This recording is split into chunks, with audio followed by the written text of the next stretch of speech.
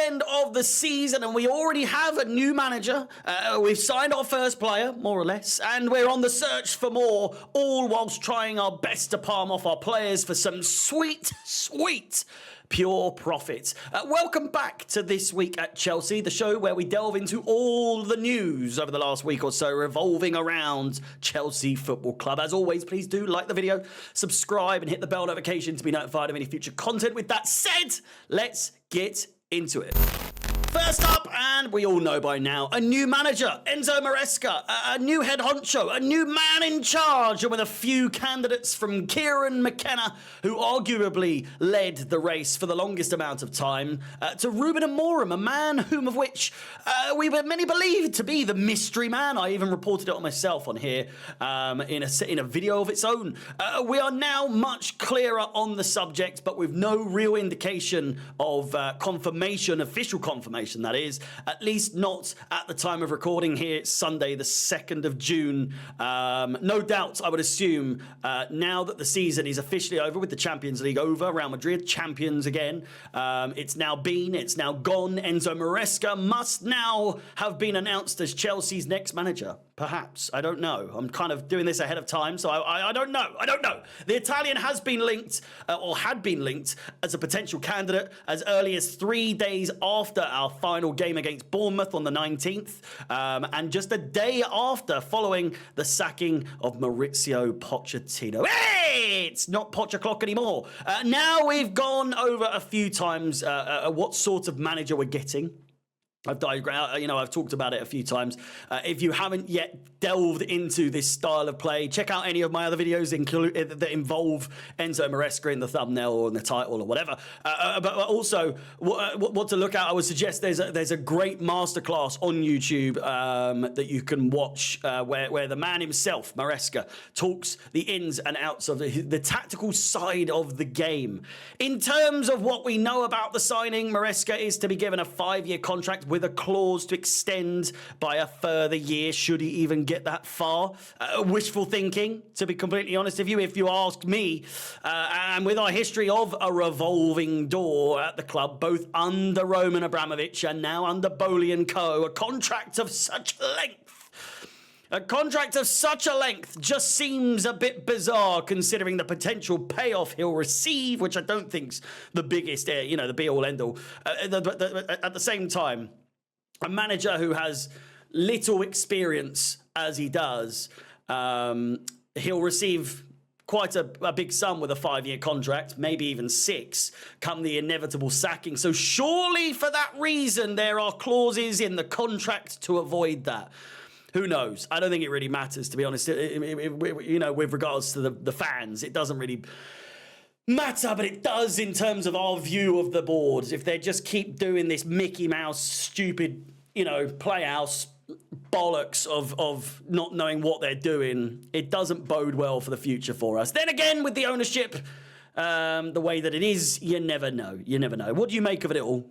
Let me know in the comments down below. Up next, and we've made our first signing according to reports, more or less. Of course, now the transfer for the summer window, the window in the summer window, the summer transfer window does not officially open until June 14th. So we've got about 2 weeks, I believe, the start of the Euro campaign, to be fair. So you would expect perhaps official confirmation to be announced on the day, maybe again, but then at the same time as the Euros, who knows? We'll have to wait and see, We'll have to wait and see. However, Fabrizio had this to say. Tosin Adarabioyo to Chelsea. Here we go. Initial approach 1 month ago and verbal agreement reached today. Medical tests have also been booked, set to take place next week. Documents set to be signed after medical if all goes to plan. Exclusive story confirmed, yada, yada, yada. Now, Tosin is 26 and has been playing down the road at Fulham since 2020, registering 119 Premier League appearances for the club as a centre-back standing at 6'5" tall, 6'5" inches tall. You compare that to the others. Disasi, 6'3", Badiashile, 6'4", Levi Cole, 6'2", Trevor Chalobah, 6'4", Wesley Fofana, 6'1". Even the now departed Thiago Silva are just a measly 5'11". Tosin is an absolute unit in defence, and despite his size, actually quite rapid, all things considered. Defensively, looks sharp, agile, again, despite his size, really leggy. If that makes sense, really, really long legs that he can use to his advantage when coming around the back of attacking players to get the ball away. That said, having watched a few compilations and the odd Fulham game here and there, slide tackling seems to be a fairly big part of his game. And at times, looks a little dicey. Seen some great tackles, don't get me wrong, but the worry is always there with players that are willing to, go to ground or tackle on the ground. Runs the risk of late challenges, studs up, etc. But when done effectively, not only does it look great, but it is such a great asset for a defence to have.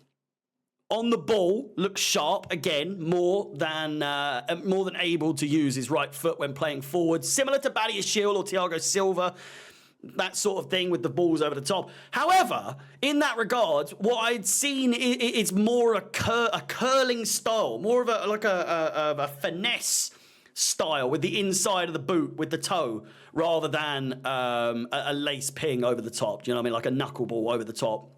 Or diagonal. Simply put, he's a nuisance of a defender from what I've seen. All over you like a rash.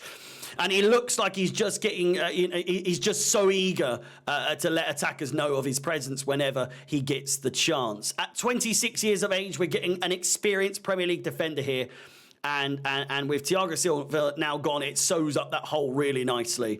What are your thoughts? Let me know. I mean, I'm in. I've bought into to Tosin already. Up next, and more so a rumour, maybe kind of like a report as of right now, as Chelsea and Liverpool are apparently battle it out for 22-year-old Leeds winger Summerville. The Dutch under-21 has been at the Championship club since 2020 and has played 77 league matches, scoring 23 goals in that time. Of course, Leeds are in the Championship for a second consecutive season since they were relegated back at the end of the 22-23 season. Summerville has played 34 matches in the Premier League. Fabrizio Romano said this: Chelsea and Liverpool are still keeping a close eye on Summerville's situation at Leeds United. Both clubs have been monitoring him this season and showing interest in recent weeks. Nothing advanced yet, but talks for Dutch winger are expected to begin soon. With the amount of wingers Chelsea currently have, and with many of our attentions, and we'll get to it in a little bit, but with Michael Olise on the old peripheral vision, we can see him there on the horizon. Does the club need another winger in Summerville, or would you give this one a miss? Let me know in the comments down below.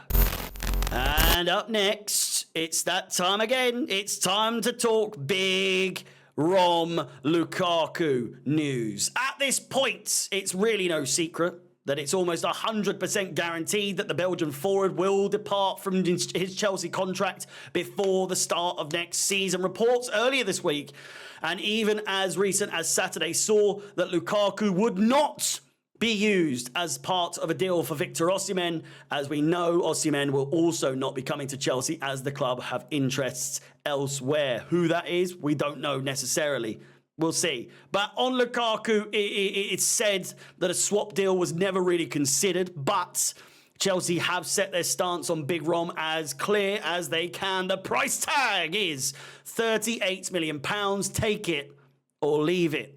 Now, new reports circulating indicate that former Chelsea manager and new Napoli manager Antonio Conte is said to have an interest in bringing him to the club. In fact, Antonio Conte and Giovanni Manna considers Romelu Lukaku to be a top target, or the top target for Napoli this summer. His profile perfectly matches that with ex-Inter coach philosophy.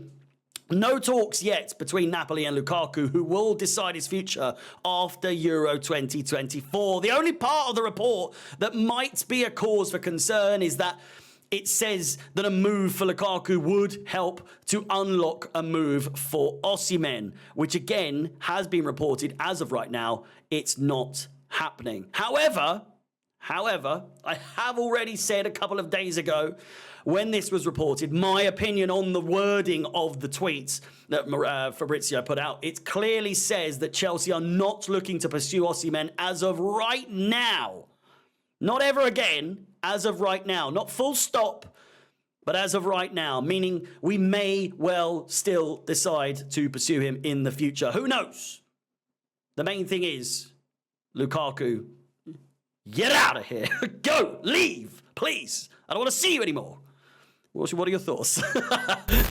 And lastly, it's the topic that everyone wants to really discuss at the moment, Michael Olise news. And whilst nothing concrete at the moment in terms of the comings and the goings of the situation, there are signs that Chelsea are still pursuing the 22-year-old. Around 10 months ago now, Chelsea activated his then £35 million release clause, with the deal advancing to the final stages. It was reported that Olise himself had said yes to Chelsea and that only final details were remaining. 2 days later, Olise is pictured in a bucket hat shaking hands with Parish after signing a new deal with the South London side. Palace were then said to have contacted their lawyers over the intention to consider taking Chelsea to a tribunal over the approach for the player. Palace stood strong. Chelsea ducked and ran for cover, throwing their negotiation papers all over the place. That was that. End of the story.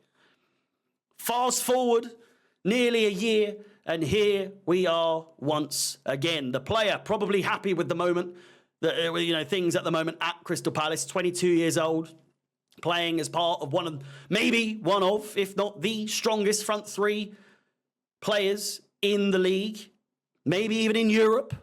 But now, with a chance to join either Chelsea or Manchester United, do you stick or do you twist? That's the question. £60 million is the reported release clause, but only active from this summer. So perhaps that date is yet to be reached, as news is slow at the moment.